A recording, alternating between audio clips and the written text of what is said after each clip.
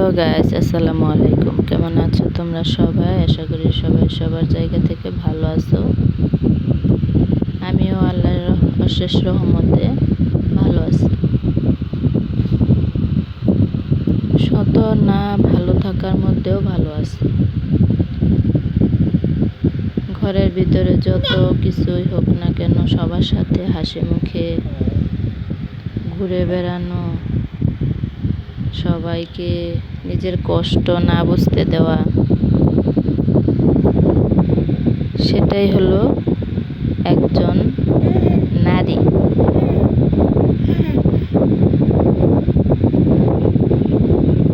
রান্না করতেছি, রান্না করতে করতে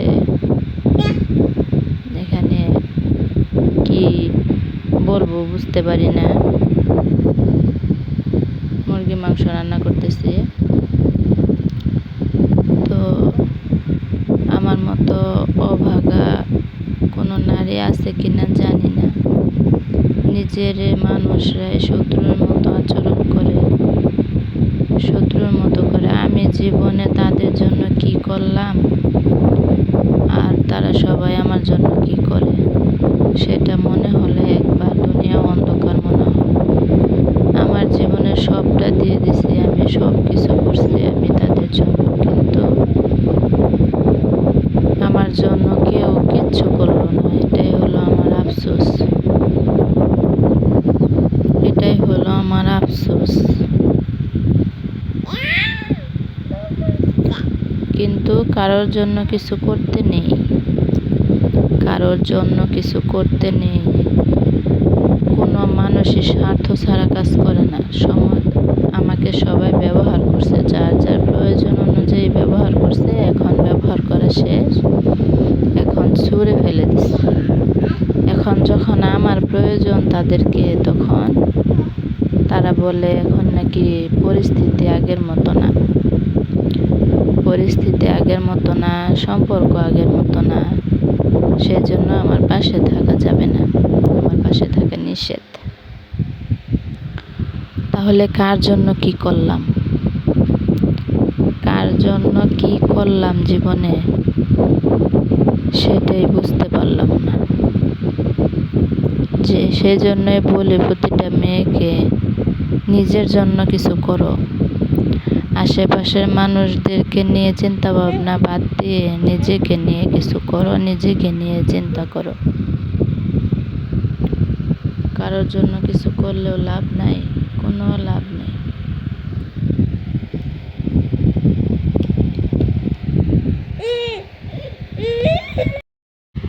মরীচিকার পিছনে সবাই দৌড়ায়, জীবনটা আসলে মরীচিকা।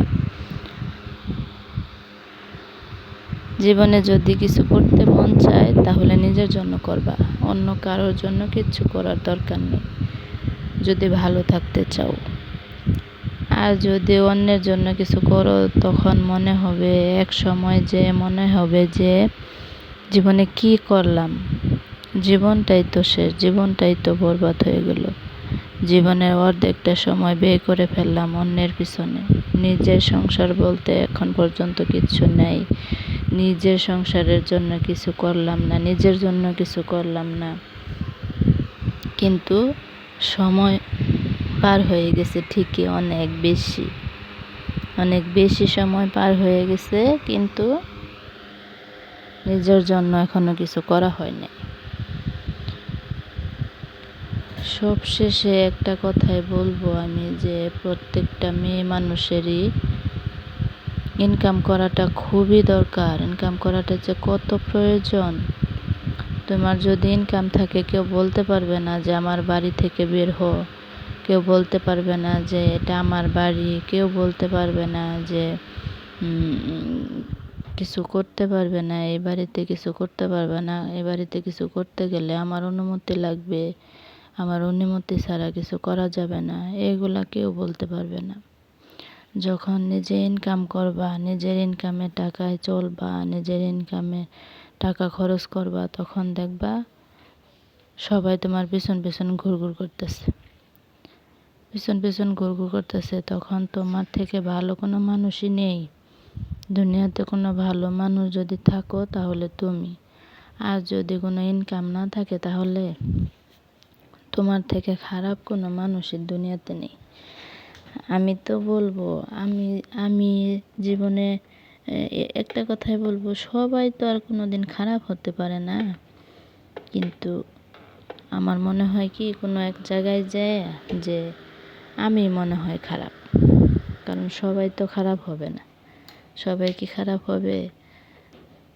আমার সঙ্গে আমি বুঝি না, আমি এখনো পর্যন্ত বুঝতে পারলাম না যে সবাই কিসের জন্য আমার সাথে এরকম করে। কোনো লাভ নেই, কোনো কিচ্ছু নেই, তারপরও আমার সঙ্গে সবাই এরকমটা কিসের জন্য করে, আমি সেইটাই বুঝতে পারলাম না।